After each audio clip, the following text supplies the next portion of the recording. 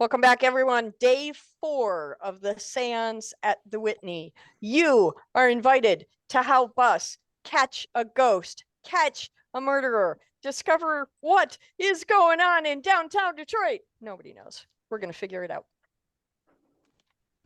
This is the schedule. We're going to try really, really hard to keep to it every night. Last night, we actually ended early, which surprised the whole bejeebus out of me. That never happens. But mark your calendar. We will not be having an event on February 14. Okay, here we go. On to the thing. This is the Seance at the Whitney. It's an interactive indie author virtual book festival. We will have author readings every night, an interactive improv mystery game, and book giveaways every night. What could be a better way to spend a February? I don't know. The list of our participating authors who are amazing and wonderful, and really just read all their books because they're all incredible, and we have a great community. And if you don't know them now, this is your introduction. Find out who they are, go buy their books, see them at local events. The event season's coming up, so jump in there and go shake everybody's hand. Tonight, we have 2 readings for you. The first, Jules Nelson, will be reading from her book, Shadows, and then Catherine Michael will be reading from her book, Sowing Suspicion. Remember, everyone, turn your microphones off during the readings so that we don't get feedback. And after we're done, we'll go play the mystery game. It'll be fun. I'm a little disjointed tonight. Forgive me, guys. Okay, I will get in there. Ready? Here we go. First, Jules Nelson, you get to read from your book, Shadows. Are you ready, my dear? Yep. Take the microphone when you're ready and read aloud. By the time she walked back from the field and made it to the hill by the creek, she had convinced herself that Thane would have left by now. When she arrived, it was indeed vacant. Emma sat down in disappointment, but intent on looking carefree. Well, Mama, it looks as if I've brought you a sandwich. You've already given my sandwich away? Asked a voice that made her jump guiltily. No, of course not, Emma replied, willing her heart to slow down, but I almost dropped it in the water. You scared me so, she scolded. Thane sat down a couple paces from Emma. She handed him a sandwich wrapped in a towel. Thane took a bite of the sandwich and then looked thoughtful. You going to introduce me to your mama? Emma looked up at him. She couldn't decide if he was making fun of her. Finding no hint of teasing in his face, she replied, Mr. Hawkins, meet my mama, Liliana Wells, Lily to those that loved her. Mama, this is Mr. Hawkins. He's taken to saving me lately, even promised to marry me to keep me or protect me from an ugly mess. Pleasure to meet you, ma'am. Please call me Thane. Mama wants to know where you've come from, that we shouldn't know you already. We thought we knew everyone here in the valley. Well, ma'am, I live in those hills, nodding his head towards across the creek, tucked up in a valley. I come this way a couple times a year, but spend most of my time on the trail hunting and trapping. So you're a trapper? Emma asked between bites. Yes, ma'am. Oh, please call me Emma, she reminded him. Begging your pardon, ma'am. I thought I was talking to your mama, he asked or said with a lopsided smile. She chose to ignore his teasing and look towards the hills. Your mama seems to belong in this spot, Thane observed. She does, she stated simply. A fever took her and my baby sister to heaven a few years ago. I'm sorry, Thane said softly. Emma blinked back a tear before she looked at him. Where is your sister's stone? He asked. There isn't one. She was so small, I couldn't bear for her to be put by herself. Mama had wanted her so. And Dad, well, he couldn't bear to name her, so she sleeps in Mama's arms here in Mama's favorite spot. She waved her arm to indicate the hilltop overlooking the little creek. Dad brought this rock here. When he dug it up out of a cornfield, he decided to roll it here so Mama wouldn't have grass stains all over her skirts. She always was sitting in the grass. She tried to make them stop before they hurt themselves, but Dad had just teased how embarrassed he was to have a wife with green dresses. She finally relented, but then she wouldn't come down here for weeks. Emma laughed sadly. But when she did come, she did sit on the rock. She paused. But she did keep one skirt with an especially bad grass mark on it. She hung it right there in their room. It's hanging there still. Dad won't even let me wash it. She didn't notice the tears in her cheeks until Thane handed her his towel. What about your ma? Emma asked, trying to lighten the mood as she dried her cheeks. Will I know her if she's in town, or will I have to wait till the wedding?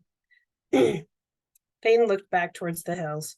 A while beyond that, I expect, he replied softly. My mom died when I was young. We went out trapping, and when we returned, she was gone. Oh, Emma replied, not knowing what to say. How old were you? Not sure, really. Probably 9 winters ago. You don't know how old you are? Emma asked incredulously. Thane shrugged his shoulders. Pa doesn't keep track of such things, says they're nonsense. I stopped asking. Wiping her tears away, she cleared her throat. Maybe we should just start planning our wedding before I start crying again. Sorry. Thane nodded. He picked up a nearby weed and slowly peeled it. We should wait till after the harvest, she said jokingly. Probably best, Thane answered, following her lead. At least with no sisters, you won't have to worry about anybody being prettier than you. Emma turned and studied Thane's face carefully before she answered him. I'm content being plain, you know. Plain, he asked, tilting his head in question as he looked up at her. Yeah, plain. Not pretty enough to talk to, but not ugly enough that the dogs bark, she laughed. You aren't plain, Thane spoke a little lower than normal. Who would say that to you? I figured it out on my own. No one really notices me unless I talk or move, kind of like a shadow. I don't stand out. My coloring isn't light enough to be called fair, but not dark enough to be called pretty. Even my eyes don't have enough color to stand out. Emma shrugged. I'm just plain.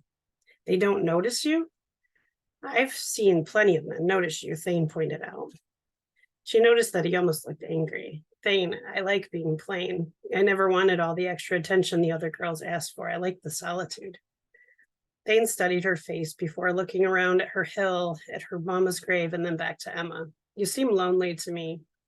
Emma was surprised. No one had noticed her mood before. She looked away. It does get lonely. But having people around me doesn't make me feel less lonely. Only, she paused, only more plain. They sat in silence. The only sound was the water in the creek. Finally, Thane cleared his throat. Maybe we should go back to planning our wedding before I get more angry, repeating her words from earlier, trying to lighten the mood. Emma started to laugh, but stopped as she looked towards him. He smiled back, but she noticed it didn't quite reach his eyes. Oh, Thane, please don't be angry with me, she quickly pleaded. I need to go in soon, and it would ruin this lovely day. Emma, Thane started, but stopped himself.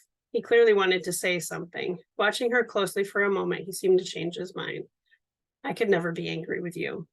She let out a sigh of relief as she started folding the towels to put back in the basket.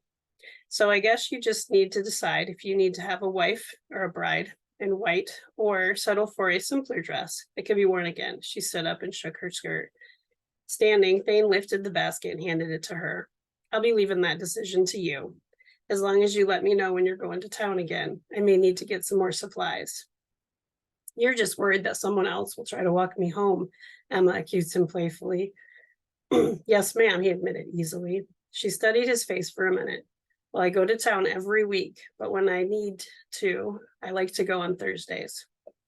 Thursdays, he repeated in question. Yes, sir, Mr. Hawkins, she stated with a smile. Thane asked curiously, why Thursdays? Emma was startled by the question. She was not used to anyone asking her why she did things. I guess it's because it's not as busy as Friday or Saturdays, but it's late enough in the week that I have a good list. I can do my shopping without all the fuss. Thane nodded in understanding. Thank you for the picnic lunch, tipped his hat to her. Good day, ma'am. She watched him walk towards the trees until she felt rude for staring. Good day, Thane. Turning, she headed up to the path to the house. When she reached the bottom step, she realized she still hadn't given him his coffee. And we'll end there. Thank you. 43 seconds left on the clock. Well done. Thank you so much. Okay, share my screen again to remind you of our second reader. Tonight, we're going to hear from a new author to our community, at least this community. This is Catherine Michael, and she's going to be reading from her cozy mystery, Sowing Suspicion. Catherine, when you are ready, please take the microphone and read aloud. Thank you. Oh, you can't see it. It's blurry. It's got a beautiful quilt on the front. All right. So, first chapter, I'm reading from the first chapter where Alex is coming home to her hometown neighborhood to get embroiled in all of the cozy mystery goodness. 4.5 hours after leaving the city, Alex was back in her hometown of Salem, Massachusetts. Her feelings about going home were a mixture of anticipation and unease. She smiled as she always did when she turned onto Main Street, transported back into memories of her childhood every time. The scenery had changed over the years. New businesses opened and closed all over town, but several familiar shops still dotted the street. The hair salon, a better cut, the cafe, Rise and Grind, and the quilt shop, Nuts and Bolts. Alex clicked on her turn signal and pulled slowly onto Spruce Street, a crescent-shaped cul-de-sac with houses lining only the left side of the street. A small town of its own within the town of Salem, a neighborhood most unique, with an eclectic blend of houses and residents, a handyman, a city clerk, a baker, and a grouch. Alex laughed to herself. Spruce Street even contained a police officer, the fire chief, the mayor, and of course, a mother, Nona. She passed number 13, oddly, the first house on the street, and the familiar neighborhood welcomed her with open arms. She took in every house at once. Quite literally an odd street, the houses were numbered as they were built over the years, all odd-numbered and all out of order. And though she never truly understood why her neighbors referred to all their houses by their number, not by who lived in them or even the usual my house or our home. Alex rolled down all the windows and breathed in the scent of the thick forest to her right. 20 acres, with hiking and game trails as old as the town itself, and a few additions, benches, trail markers, and statues. She parked the rental in front of number 1, which was perched atop a gentle hill, a bit higher than the other homes. Her family's 3-story home, which Nona resided in, built first, but positioned at the far end of the street, overlooked the whole neighborhood, the mother to all the homes, just like Nona. After grabbing her 2 bags from the back seat, my dog, sorry, Alex climbed the timber steps. She immediately recognized the familiar scent of lilac and couldn't resist going right to the source for a sniff. She dropped her luggage and rambled across the lawn to pluck a fresh sprig from one of the bushes. Retrieving her bags again, she carefully maneuvered them around so she didn't crush the lilacs and trekked up to the extra wide porch. The curtain in the sitting room jostled, parting to show an inch of Nona's face as she peered through.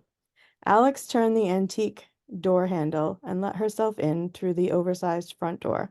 She didn't need her house key. No one ever locked their doors on Spruce Street. Alex dropped her bags in the entryway and tossed her keys into the crystal bowl.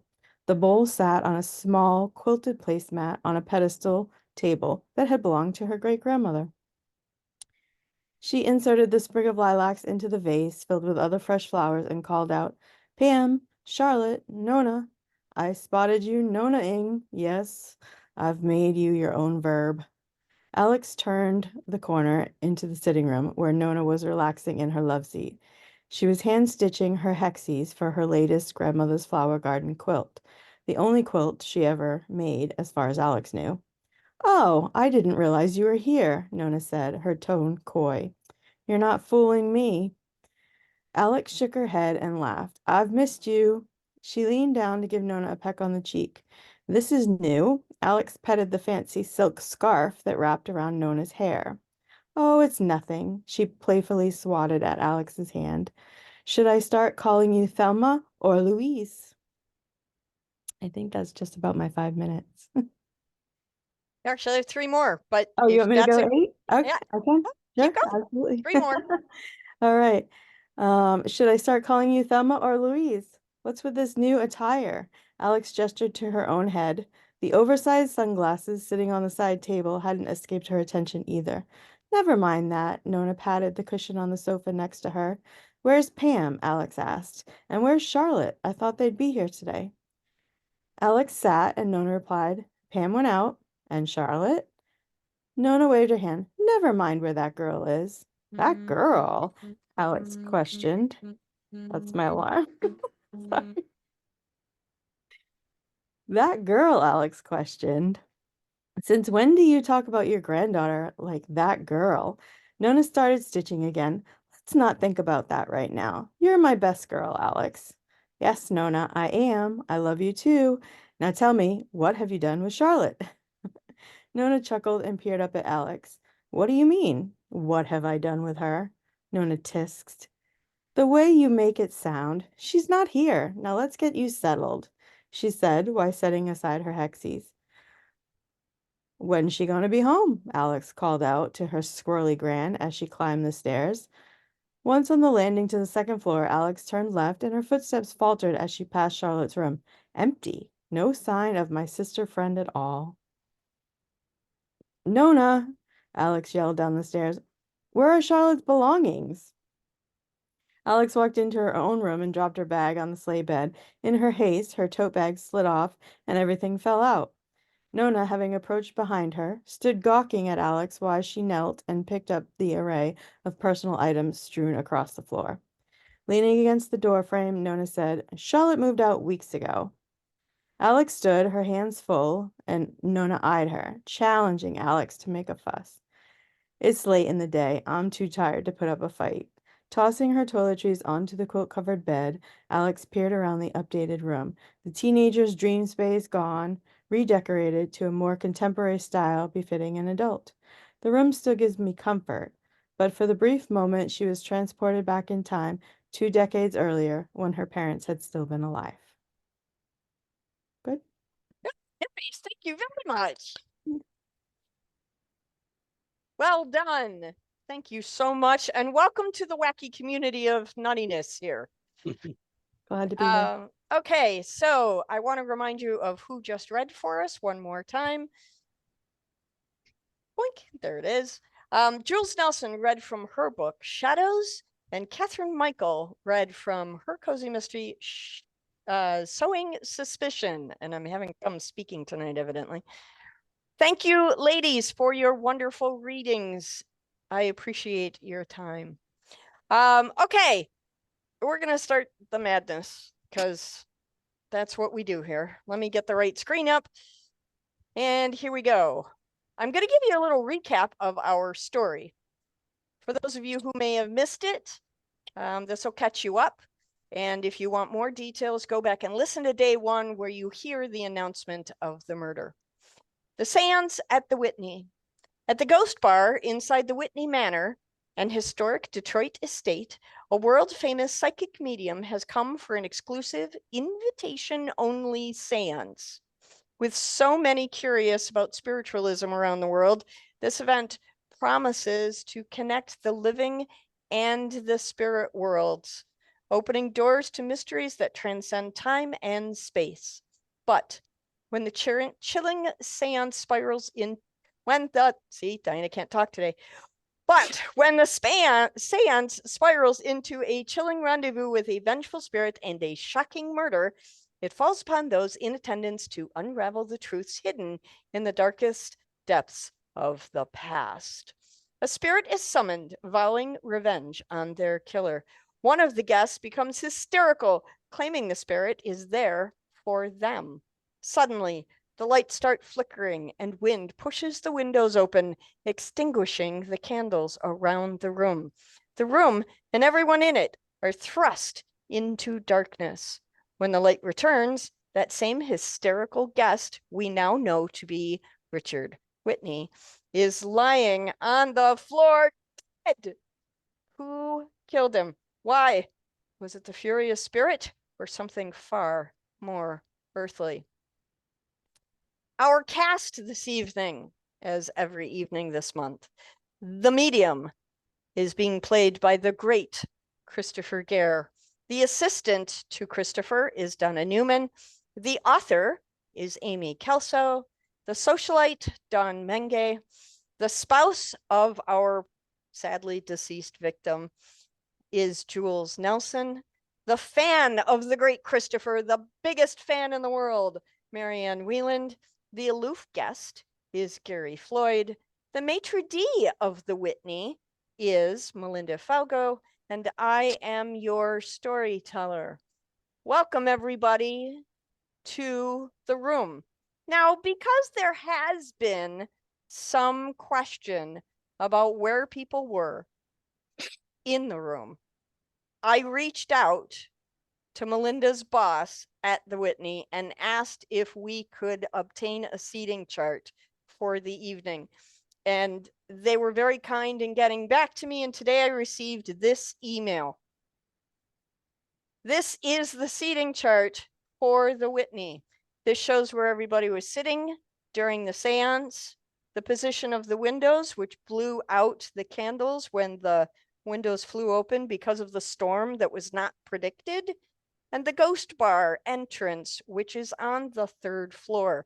Also note the location of the butler's pantry. So now we have a little bit more information. So we're going to start with just a few little bits of information I want to give you today. Also, in case anybody should happen to ask, on the table with the crystal ball in the center of the table, which we now know was the murder weapon, there were also candles, incense, a second crystal ball, a skull, and other trinkets, which we are assuming Christopher and Donna brought with them to the seance. So everybody turn your microphones on and let's start our interrogation session. Who would like to begin with questions tonight? Mark McCraw, go. In the first show that came out, it mentioned that there was a lot of blood from the victim. Head wounds bleed a lot. Yes. So I'm wondering, the great Christopher Gare, if you checked anybody's clothing, anybody's feet, as far as shoes or, hands, because I know the hands were all together, but then after all that mayhem, they weren't. So that's my question, because it would have splattered blood more than likely. I don't usually touch the little people except for when we hold hands, and I don't have a foot fetish, so no. Thanks. Okay, moving right along. Wolf, you have a question. Yeah, Diana, since you were sitting next to Richard, did you feel any movement when he screamed? Well, I must tell you, I did hear an odd crackling noise just before I heard his body hit the floor in a thud, but my eyes were closed and the lights in the room were off. So I didn't actually see the source of those sounds, other than, of course, the thud. We all know what that came from. Were the noises behind you? I'm deaf in my left ear. I have a really hard time telling what direction noises come from. So I really couldn't tell you what direction the noise was originating from. Okay. Melinda, Check with the storyteller. Yeah, thanks, Christopher. Melinda, go ahead. Well, I can probably tell you exactly where that crackling noise came from. Mm-hmm. After all, Mr. Great Christopher Gare had Taco Bell, apparently, and it was probably the crinkling crunching of the paper. Now, I don't understand how you possibly got Taco Bell into the Whitney. We have a strict no outside food policy, just like we have a dress code, which you continue to flagrantly disregard, by the way. Well, and I have another question. We don't want him taking clothes off that are inappropriate to wear at the Whitney, so I'm going to ask that he leave his inappropriate clothes on. And Mackenzie has a question. Miss Storyteller, why might you close your eyes?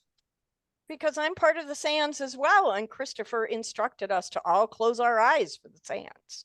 Andrew, go ahead. I have an easy question for Diana Catherine Penn. Since you just showed us the seating chart, what was your relationship with the victim since you were placed between the victim and his wife? Well, I have to tell you, my purpose in this whole thing, I was invited as a storyteller from the Detroit Free Press. They asked me to come and cover the seance because the great Christopher Gare is so well known throughout the world that they said, go write us a story, go sit in on the seance and write the story. So in order to get the full effect, like everybody else, I closed my eyes when he told us to. Well, you didn't answer the question. Why were you placed between the victim and his wife? Or do you have an extra relationship with the victim? Was there something else going on? No, there was nothing else going on. It was, I didn't know where I was going to be sitting until I arrived at the Whitney this evening. I got the seating. I was told where to sit. They said, your name is at the table. Go sit where your name is. So that's what I did. Then the follow-up is, how did that make you feel, Miss Wife? Julie? You're muted. Your thing's on. You're muted.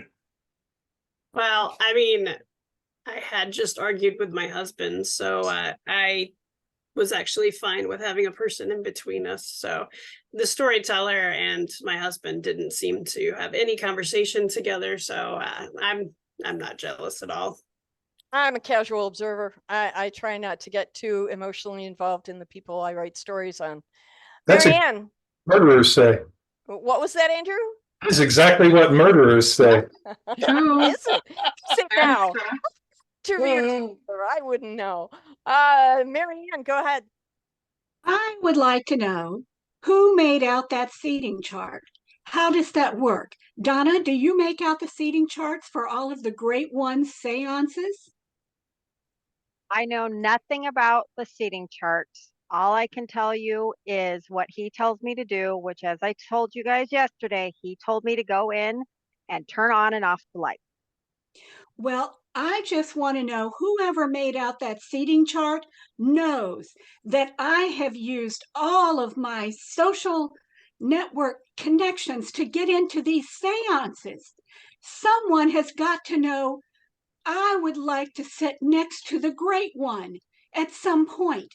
And someone has put me between other people, between Donna and between Amy. And I should be seated next to the Great One. I'm his assistant. The Great One. So I'm 100% certain that our maitre d' Melinda will take your complaint to heart and report back to her boss. Yes, please. I have no question that she will do that. The Great One. Mark The McCraw. guest is always correct, so I shall do that. Thank you. Melinda. So Mark this McCraw, question is, go ahead. if this question is for Donna, if Donna, you do what he says, maybe the great Christopher Gare wanted some drama. So therefore it's possible that you could have been involved in this murder. Well, I just have to tell you one thing. He received instructions from the seance, and he received a huge bag of cash, and he had instructions. I don't know what was in the instructions. So I don't know who sent him the instructions. So I only have to do what he said, and he didn't say anything. So, but I can just tell you he had an envelope full of instructions. So maybe it had something to do with the envelope. And a large amount of cash, you say? Oh, yes, and a large amount of cash. That's very intriguing. Okay.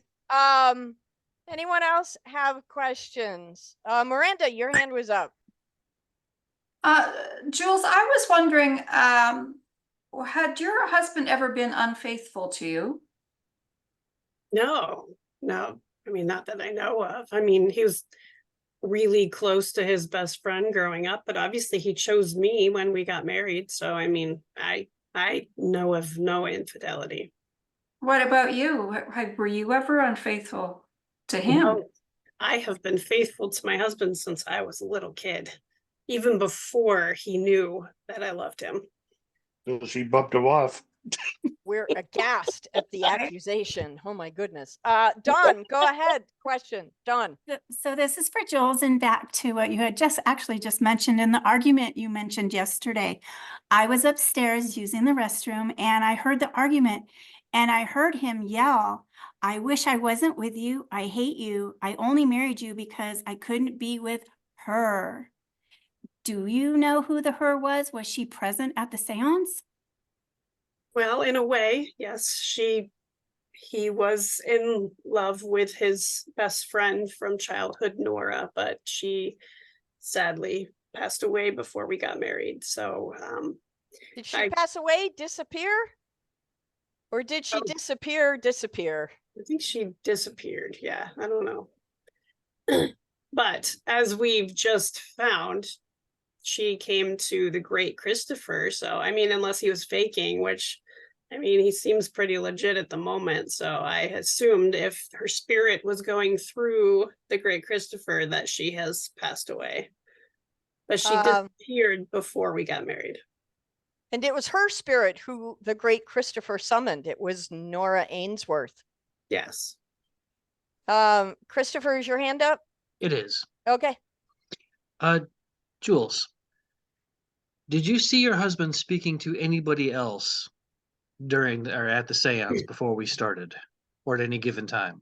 Well, not during the seance, but he did have an argument with his little sister.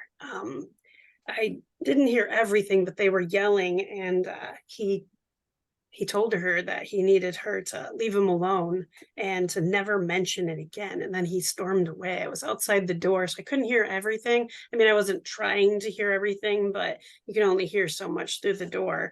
But you know, she did arrive pretty late, like very upset. So I think that their argument was pretty intense. Amy, do you have anything to say in your defense? I don't know what you're talking about, first of all, and I don't know why you're stalking around listening through doors to private conversations that were definitely not arguments. So, and I was just fine. I was writing a story and I was thinking about the story, and the story was emotional. That's why you saw my emotions. That's all. That was all, obviously. Donna, go ahead. Jules, I have a question. Do you, while we're talking about it, know anybody with the initials MA? Because I just now remembered that when I walked into the room, I stepped on something while everybody was trying to figure out what to do, and it was a ring, and it had the initials on it, MA, and then my love inscribed on the ring. An MA or N? M as in Mary, MA.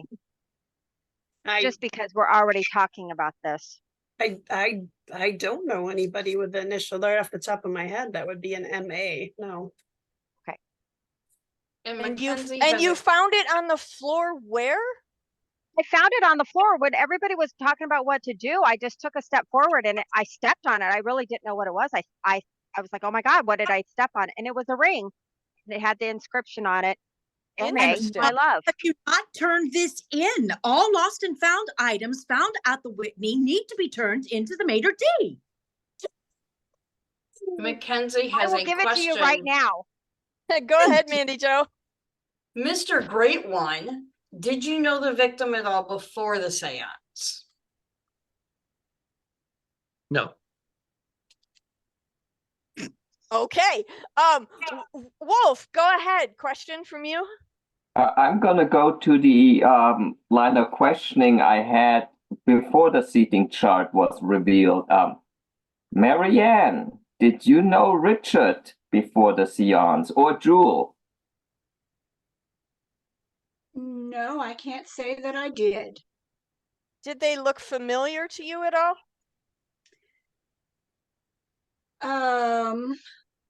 There's a slight possibility because I have been at other seances, but I'm thinking that Miss Nelson was not at the other seances because she doesn't believe in all of these things. And Richard, I really couldn't say. Okay, and great. Marianne, do you have a maiden name?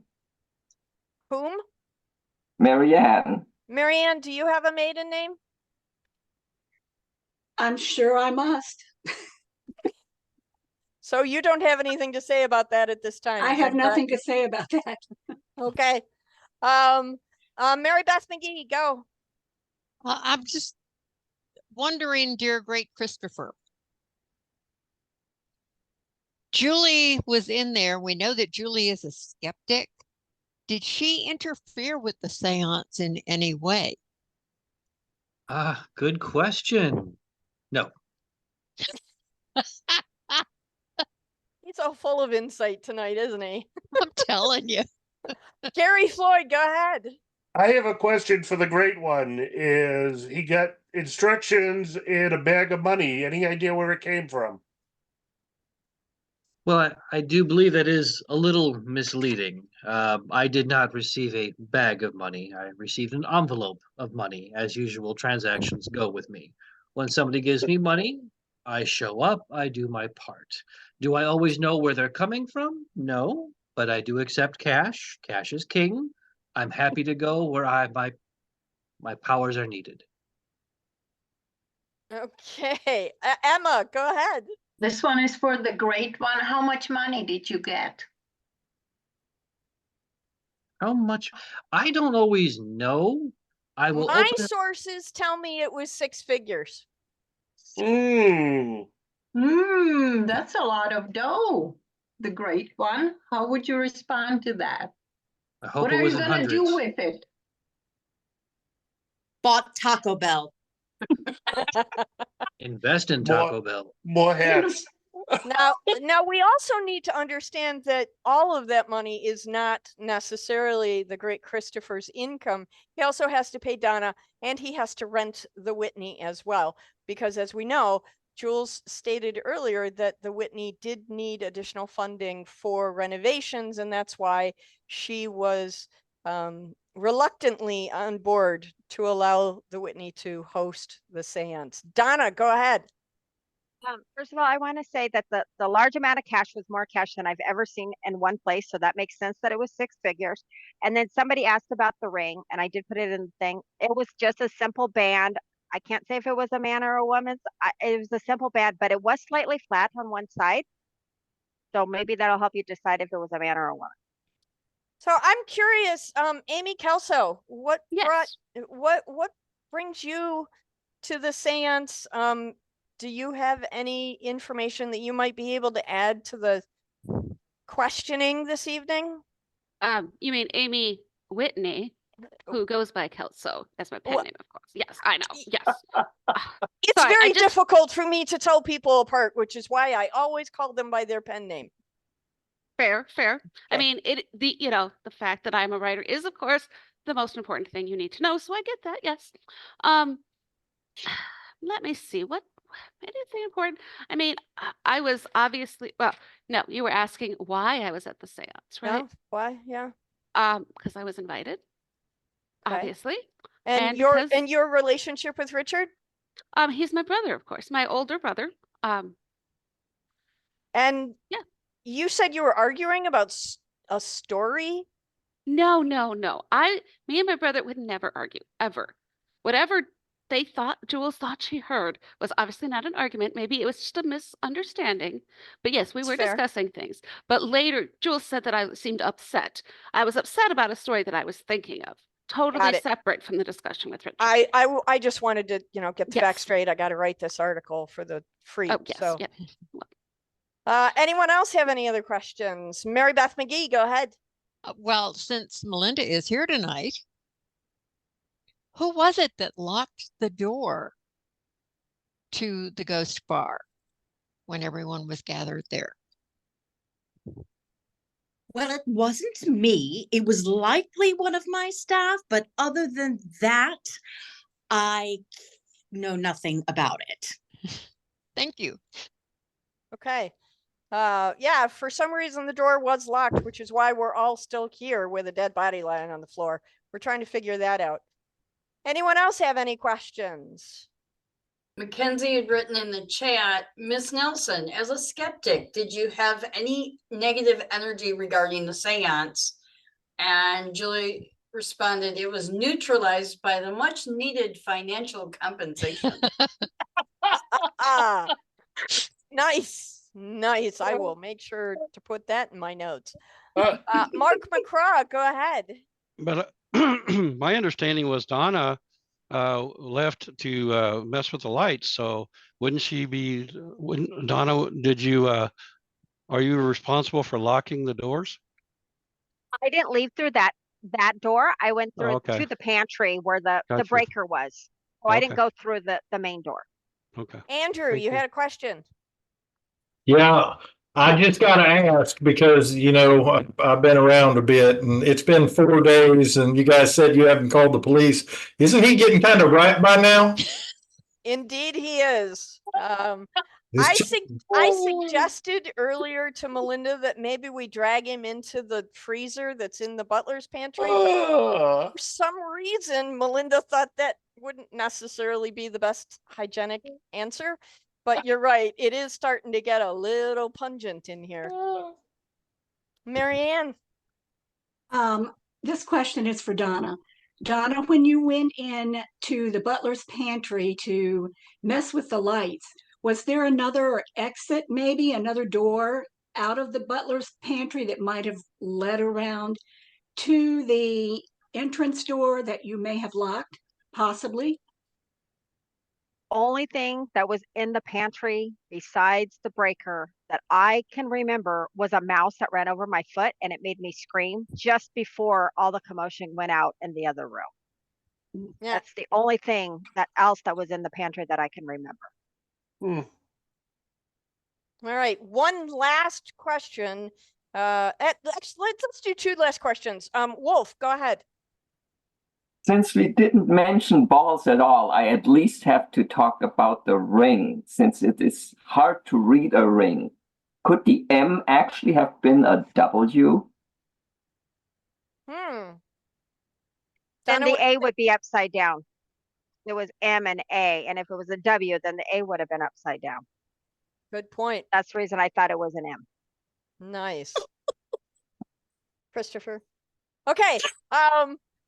Any last final question from okay, Chris, the great and powerful Christopher, you have the floor. Go ahead. Julie, who was to benefit from your husband's death? Who would benefit most from that? I have nothing to say about that until a will is read or something. So, but I have no doubt that it's probably going to go to his sister, but I have no facts whatsoever to share on that. Mandy Joe, any last comments in the chat before we end tonight? Mackenzie has put, Miss Falco, is there another body in the freezer that you didn't want people to find? No, there are no spots in the freezer. We may have lots of different food items that I didn't want to spoil with putting a deceased guest into the freezer with the food. But no, there's not another body in there. Of course not. That's absolutely ridiculous. Okay, I mean, it is how they keep ice cream cold on a submarine. So there you go. All right, ladies and gentlemen, we have come to the end of our interrogation session for this evening. And a rousing interrogation it was. Thank you all for your fun and enlivening questions and conversation. So who did it? Who did it? Questions, collect clues. At the end of the month, you will sling your accusation to win prizes. Remember, this seance lasts the entire month. And if you should happen to hear anyone say, I have nothing to say about that, then you know that either they don't have the information, the question you're asking is very off base, or they're just, basically clueless. So I highly recommend everybody go back and watch the replays. And the reason we want to do that is because that's where you're going to see the seating chart for future reference. Okay, our wax dripping contest for the participating authors. Every time you enter the room, you register, you let us know who suggested that you come to our Wacky Crazy event, and they get points. So far, this is the wax seal standings. With 31, Deborah Reed. With 27, Marianne Wieland. With 23, Jules Nelson. 22, Elizabeth Thomas. And 21, Andrew Allen Smith. Congratulations, authors, one and all. Remember, we have a bunch more days to do this. This is the part of the night everybody loves, talismans from the spirits. We're going to spin the spinny wheel of magnificence and happiness, and we're going to give away books. The first book we're going to give away tonight is Shadows by Jules Nelson. The second book we're going to give away tonight is Sowing Suspicion by Catherine Michael. Remember, if your name comes up on the spinning wheel of happiness, send me your mailing address to diana@pagespromotions.com, and I will make sure that the authors know where to send your book. If you don't retrieve your book or send me your address within 24 hours, that book will go into the big reveal night, and we'll give it away then. So I have to stop staring my screen and then reshare a different screen. Here we go. For the spinning wheel of happiness. The first spin is for, let me make sure my sound is still working. Let's hope it works tonight. Didn't work last night. Okay, so the first one is for Jules Nelson's book. Here we go.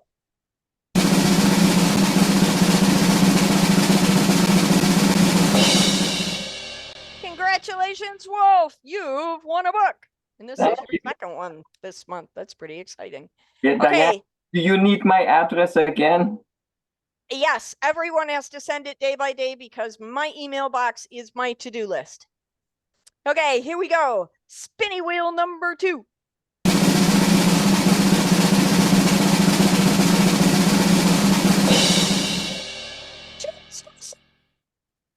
You've won Catherine's book, Sowing Suspicion. Thank you for playing our fun and exciting, wonderful game. One more share screen to remind you, one and all, that the last day of the month, February 29th, is our night of the big reveal. That's when you're going to find out who did it, who didn't do it, why, all that stuff. Just to remind you, even the cast members don't know who did it. I'm keeping it a secret from everybody. So keep that in mind. Also, on the night of the big reveal, we are doing the extravagant contest. So everybody who comes on the 29th, wear your most favoritist, most extravagant, most fun hat, and we'll be giving away a prize to the extravagant hat person. Okay, Christopher, got to ask you, you know who did it? Who? I'm not saying. Oh, you tease you. I'm telling Ralph on you. Okay. All right. As we do every night, we're going to go around the room and with our cast members. And we're going to do shots across the bow. These are final thoughts, statements, or maybe clues that each of our cast members would like to offer. We're going to begin with Marianne Wieland. Go ahead. Well, it's getting so I'm not quite sure what to say. But this has been a lot of fun, and every night I think somebody different did it. So my job is done here. Yeah. All right. Don Menge, shots across the bow. I actually think it's the great Christopher now. Ooh. Amy Kelso, do you have any parting shots across the bow for us? You're muted. You're muted. I do not have any thing specific at this point. I just I'm just gonna leave it at that today. Yes. Nothing Okay. new. And enjoy writing tomorrow. I will. And just know that I am sitting here neon green with envy. So just in case you didn't know that already. Donna Newman, shots across the bow. I just want to make sure everybody remembers that we have to have respect for him, for my boss and the person who saved my life. And I heard a lot of people not saying his true name, which was the great Christopher. So I just want to make sure everybody remembers to call him Great One. Okay. I'll make a note of that. Gary Floyd, shots across the bow. I'm just worried about Donna there, seated between the Great One and Marianne. I wouldn't turn my back on her. She's gonna move up a chair. Jules Nelson, shots across the bow, ma'am. I just want to repeat something that Amy brought to attention earlier. It's, this is our loved one who's deceased, laying on the floor right next to us on the floor. not even covered with so much as a blanket. And he's not an it. He's still our loved one. He's still our Richard Peter. And we just would like you to remember that when you're talking about him. All right. I for one will do better with my respectfulness. And I'll be sure to make sure that I correct that in my story moving forward. Okay. All right. Anyone else have any last things they'd like to leave us with? Anybody? Anybody? I do want to know if the great Christopher is possessed during a seance. Does his name change to the Great Two? Let's let him answer that tomorrow as part of our interrogation session, because right now he's just being plain old Christopher. Melinda Faugo, shots across the bow. So I don't know if everybody knows why I'm in Ireland. I am actually at a conference called the Authors Sustainability Conference. And it is not like any other conference I've ever been to. This is all about sustaining your author career and ways to make this great thing that we do as writers last for as long as we can possibly make it last. And one of the things that kept getting brought up was having a tribe, having a community that just fills your heart with joy and makes this whole thing so worth it, so much fun. And every single person in here, our authors, our readers, everyone that comes to this event is why I do it, and it's what keeps me going. So thank you so much for letting me play, and thank you so much, everybody, for being here. Thank you. It's always nice to have an understanding what authors are doing around the world to save and maintain careers. So thank you so much for participating in that conference. And I expect a full raft of notes when you get back. All righty. Looks like we've come to the end of another fun and exciting seance session. Thank you all for joining us. I am so grateful for every one of you. You guys make this middle of winter thing bearable for me. I appreciate you one and all, and I look forward to seeing you all back tomorrow. Don't forget to watch the replays.